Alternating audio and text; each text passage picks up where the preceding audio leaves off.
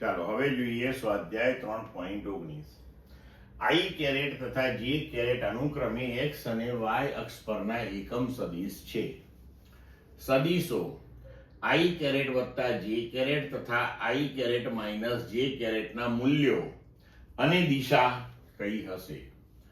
સદિશ એ બરાબર 2i caret વત્તા 3j કેરેટના આઈ કેરેટ વત્તા જે કેરેટ તથા આઈ કેરેટ માઇનસ જે કેરેટની દિશાઓમાં ઘટક શોધો. તમે આલેખીય રીતનો ઉપયોગ કરી શકો છો. હવે જુઓ કે આપણે પહેલા સદિશો આઈ કેરેટ વત્તા જે કેરેટ તથા આઈ કેરેટ માઇનસ જે કેરેટ એ સદિશો અહીંયા દર્શાવીએ આલેખ ઉપર. તો આઈ કેરેટ એક્સ દિશામાં, જે કેરેટ વાય દિશામાં અને માઇનસ જે કેરેટ એ માઇનસ વાય દિશામાં. તો આઈ વત્તા જે કેરેટ પહેલા ચરણની અંદર આપણને સદિશ મળશે. ધારો કે તેનો એક્સ અક્ષ સાથેનો ખૂણો થીટા છે. તેવી જ રીતના આઈ કેરેટ માઇનસ જે કેરેટ સદિશ આપણને અહીંયા ચોથા ચરણમાં મળશે. તેનો એક્સ અક્ષ સાથેનો નીચેની તરફનો ખૂણો ધારો કે આલ્ફા છે. બરોબર. હવે આપણે પહેલા આઈ કેરેટ પ્લસ જે કેરેટ તથા આઈ કેરેટ માઇનસ જે કેરેટના મૂલ્યો શોધીએ. તો આપણે આગળ ઉપર થિયરીમાં ભણી ગયા કે સદિશ એ વત્તા સદિશ બી નું મૂલ્ય બરાબર under root a square plus b square plus 2ab cos થીટા. તો i caret plus j caret સદિશનું મૂલ્ય બરાબર અંડર રૂટ આઈ કેરેટ ના મૂલ્યનો સ્ક્વેર પ્લસ જે કેરેટના મૂલ્યનો સ્ક્વેર પ્લસ 2 આઈ કેરેટનું મૂલ્ય જે કેરેટનું મૂલ્ય cos થીટા. હવે આઈ કેરેટ અને જે કેરેટનું મૂલ્ય શું? તો કે એક એકમ, કારણ કે આ એકમ સદિશો છે. તો હવે અંડર રૂટ 1 નો વર્ગ વત્તા 1 નો વર્ગ વત્તા 2 ઇન્ટુ 1 ઇન્ટુ 1 ઇન્ટુ cos 90, કારણ કે આઈ કેરેટ અને જે કેરેટ વચ્ચેનો ખૂણો 90 ડિગ્રીનો છે. તો હવે આ થઈ જશે cos 90 0, એટલે અંડર રૂટ 1 નો વર્ગ વત્તા 1 નો વર્ગ બરાબર અંડર રૂટ 2, એટલે કે આઈ કેરેટ પ્લસ જે કેરેટ સદિશનું મૂલ્ય થયું અંડર રૂટ 2 બરાબર 1.41.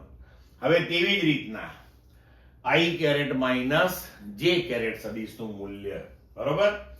અચ્છા, તેની દિશા તો tan થીટા બરાબર 1/1 બરાબર 1, તો થીટા બરાબર 45 ડિગ્રી, એટલે એક્સ અક્ષ સાથે 45 ડિગ્રીના ખૂણે આઈ કેરેટ વત્તા જે કેરેટ હશે. હવે આપણે બીજો સદિશ લઈશું, બરોબર. તો બીજો સદિશ આઈ કેરેટ માઇનસ જે કેરેટનું મૂલ્ય ફરીથી અંડર રૂટ આઈ કેરેટના મૂલ્યનો વર્ગ વત્તા જે કેરેટના મૂલ્યનો વર્ગ માઇનસ 2 આઈ કેરેટનું મૂલ્ય જે કેરેટનું મૂલ્ય અને cos થીટા. આ સૂત્ર પ્રમાણે ફરીથી આપણે જોઈએ તો આઈ કેરેટ અને માઇનસ જે કેરેટ, બરોબર, એની વચ્ચેનો ખૂણો 90 ડિગ્રીનો હતો, બરોબર. તો આ પોર્શન ફરીથી કેન્સલ થઈ જશે. તો આનું મૂલ્ય ફરીથી આપણને મળશે અંડર રૂટ 2 બરાબર 1.41. અહીંયા ખાસ ધ્યાન રાખજો કે આપણે આજે થીટા લખ્યો છે બંને કેસની અંદર, એ આ કેસમાં આઈ કેરેટ અને જે કેરેટ વચ્ચેનો ખૂણો બતાવે છે, અને અહીંયા આઈ કેરેટ અને માઇનસ જે કેરેટ વચ્ચેનો ખૂણો બતાવે છે. એટલે એ થીટા આ થીટા છે એવું તમે મનની અંદર વિચારતા નહીં. અને કાં તો તમને એવું કન્ફ્યુઝન લાગતું હોય તો આને થીટા ડેશ કહી દઈએ આપણે, તો અહીંયા આગળ આપણે આ થીટા ડેશ મૂકી દઈએ તો કન્ફ્યુઝન રહેશે નહીં. ક્લિયર મિત્રો? હવે આની પણ દિશા જો આપણે નક્કી કરીએ તો આ ખૂણો આપણે અહીંયા આલ્ફા લીધો છે, તો tan આલ્ફા બરાબર સામેની બાજુ ભાગ્યા પાસેની બાજુ, તો -1/1 એટલે કે -1. તો થીટા બરાબર એટલે કે સોરી અહીંયા આલ્ફા કરી દીજો કે આલ્ફા બરાબર -45 ડિગ્રી, એટલે એક્સ અક્ષ સાથે નીચેની તરફ 45 ડિગ્રીના ખૂણે આ સદિશ હશે. તો એક્સ અક્ષની સાથે તમે એન્ટી ક્લોકવાઇઝ ની અંદર જો ખૂણો લો તો 360 માંથી 45 ને બાદ કરો તો તમે લખી શકો કે એક્સ અક્ષ સાથે 315 ડિગ્રીનો ખૂણો બનાવશે આ. બરોબર. હવે આપણે બીજો ક્વેશ્ચન જોઈએ કે સદિશ a બરાબર 2i કેરેટ વત્તા 3j કેરેટ ના i કેરેટ વત્તા j કેરેટ તથા i caret minus j caret ની દિશાઓમાંના ઘટક શોધો. તો હવે આપણે એમાં આગળ વધીએ. બરોબર. તો પહેલું સદિશ a નો i કેરેટ વત્તા j કેરેટ ની દિશાનો અસરકારક ઘટક. તો a બરાબર 2i કેરેટ વત્તા 3j કેરેટ છે અને આ જે બીજો સદિશ છે એને આપણે b નામ આપી દઈએ. તો b બરાબર i કેરેટ વત્તા j કેરેટ. બરોબર. હવે ધારો કે અહીંયા આપણે એક ઉદાહરણ પૂરતું જોઈ લઈએ કે આ તમારો સદિશ a છે, આ તમારો સદિશ b છે અને બે વચ્ચેનો ખૂણો માનો કે થીટા છે. તો a નો b ની દિશામાંનો ઘટક, તો a નો b ની દિશામાંનો ઘટક તમે જો અહીંયા લો તો આ શું મળે આપણને? a cos theta. બરોબર. તો a નો b ની દિશામાંનો ઘટક થયો a cos થીટા. પણ જો એ તમારે સદિશ સ્વરૂપે લેવો હોય તો b ની દિશામાંનો જે એકમ સદિશ હોય તેના વડે આપણે ગુણી દઈએ. તો જો a નો b ની દિશાનો અસરકારક ઘટક તો એ થશે a cos થીટા અને b ની દિશામાંનો એકમ સદિશ b કેરેટ થી આપણે એને ગુણી નાખીએ. હવે અહીં આપણે એવું કરીએ કે b કેરેટ એટલે કે એકમ સદિશ બરાબર સદિશ ભાગ્યા સદિશનું મૂલ્ય. આપણે થિયરી ભણી ગયા છીએ.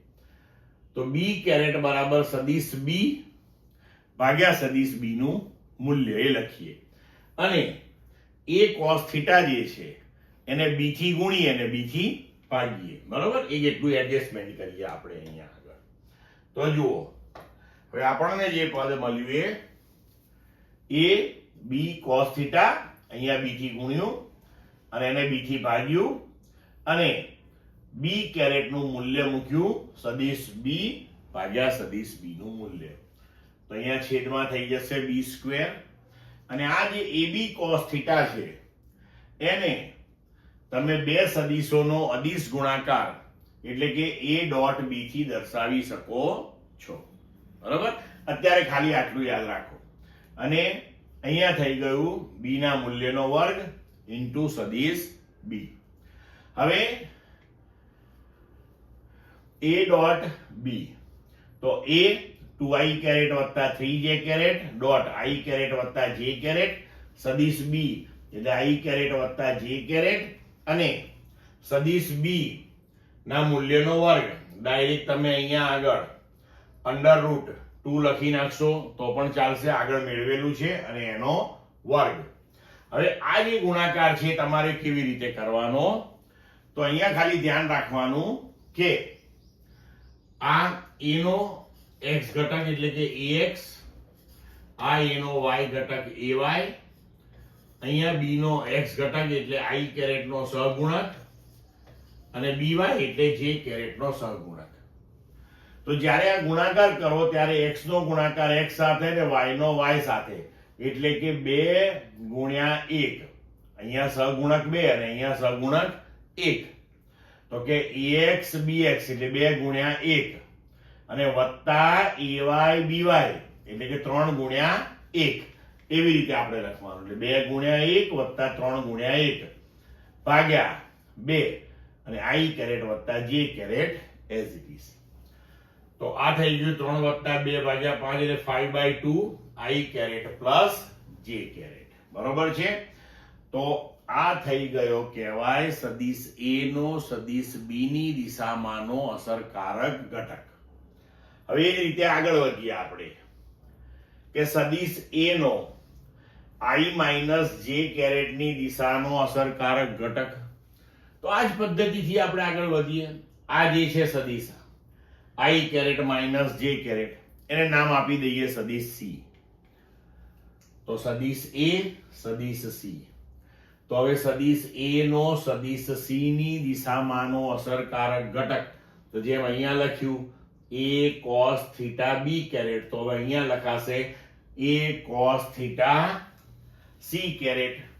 હવે a cos theta c caret એવું લખીએ તો અહીંયા આગળ પછી તમે એડજસ્ટમેન્ટ કરી શકો કે ac cos theta upon c ગુણ્યા c ભાગ્યા c નું મૂલ્ય. તો ટૂંકમાં આ પ્રમાણે જો ડાયરેક્ટ તમે લખી શકો અહીંયા કે સદિશ a ડોટ સદિશ c ભાગ્યા સદિશ c ના મૂલ્યનો વર્ગ ઇન્ટુ સદિશ c. તો ફરીથી આપણે લખીએ a 2i કેરેટ વત્તા 3j caret dot i caret minus j caret upon under root આ c જે છે તેના મૂલ્ય એનો વર્ગ, બરોબર છે. તો હવે ઇન્ટુ આઈ કેરેટ માઇનસ જે કેરેટ. તો હવે આને ફરીથી આપણે ડોટ પ્રોડક્ટ કરીએ તો આ આપણો થયો ax, આ થયું ay, અહીંયા i નો સહગુણક આપણો 1 છે, તો આ ax, આ ay, i નો સહગુણક 1 એટલે એ થયો cx, અને j કેરેટ નો સહગુણક -1 એટલે એ થયો cy. તો 2 ગુણ્યા 1 વત્તા 3 ગુણ્યા -1 અને ભાગ્યા 2 into i caret minus j caret, બરોબર.